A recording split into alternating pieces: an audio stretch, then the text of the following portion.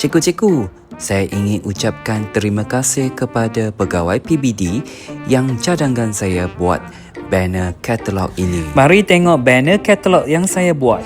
Murid kuasai kemahiran membaca, saya bagi stiker. Mereka lekat stiker, kumpul stiker, akhir bulan, tukar hadiah. Mereka tengok katalog dan pilih hadiah yang diingini. Mereka sangat menghargai. Terus terang, ini memang guna sikit duit guru. Tapi saya ingat kata-kata pensyarah maktab dahulu. Kalau belanja pun, kita tak miskin mana. Kalau tak belanja, kita tak kaya mana. Jadi, murah hatilah sikit. Pelbagai alat tulis diberikan seperti pensel, pembaris, pemadam.